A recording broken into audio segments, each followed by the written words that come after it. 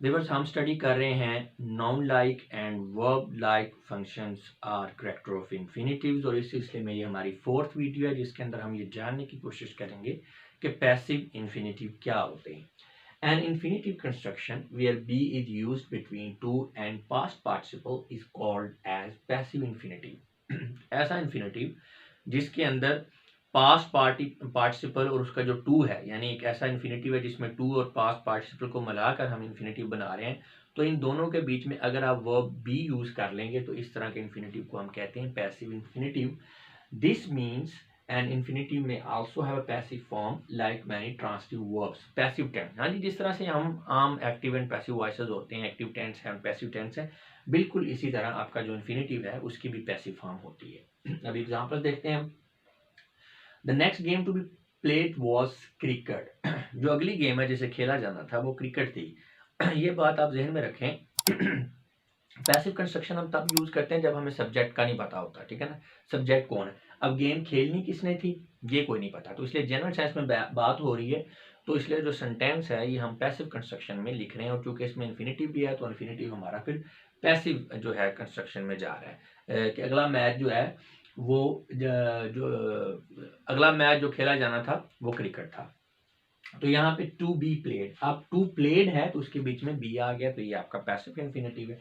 Next देखें, the mayor nothing to be implemented. अब यहाँ पे भी टू इम्प्लीमेंटेड है तो उसके बीच में बी आ गया, तो ये भी आपका पैसिव इन्फिनेटिव है. It must be kept in mind that the main verb may also be in the passive form in addition to the passive infinitive. हाँ जी, ये भी यहाँ पे ये जो दो सेंटेंस आपने देखे हैं इसमें आपका जो मेन वर्ब है तो वो ज़रूरी नहीं है कि इसमें वो उसे क्या कहते हैं कि वो आपका पैसिव फॉर्म में है, लेकिन ये हो सकता है, ठीक है. एक्टिव के अलावा आपका मेन वर्ब भी पैसिव में हो सकता है, यानी ज़रूरी नहीं है कि अगर आपका इन्फिनेटिव पैसिव में है तो मेन वर्ब जो है वो एक्टिव में होगा, वो भी पैसिव में हो सकता है. जैसा कि ये सेंटेंस देखें, some materials got brought in to be used. अब टू यूज जो है उसके बीच में, टू यूज के बीच में बी आ गया, ये तो हो गया आपका इन्फिनेटिव. अब वर ब्रॉट, ठीक है, वर ब्रॉट, तो ये मेन वर्ब है, ये भी आपका पैसिव में है.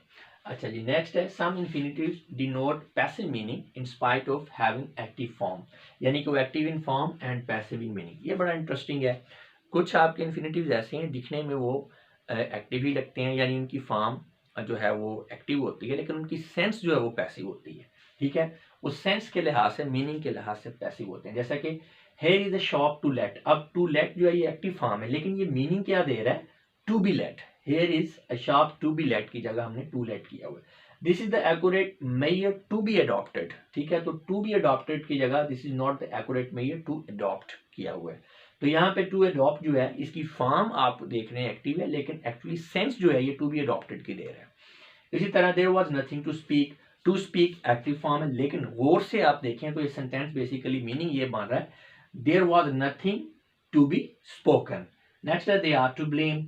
अब यहाँ पे टू ब्लेम एक्टिव है, लेकिन बेसिकली यहाँ पे मीनिंग क्या आ रहा है, to be blame. They are to be blamed की जगह टू ब्लेम आ गया. तो आप देख सकते हैं it may be observed that in all the sentences above the infinitives are active in form but passive in meaning.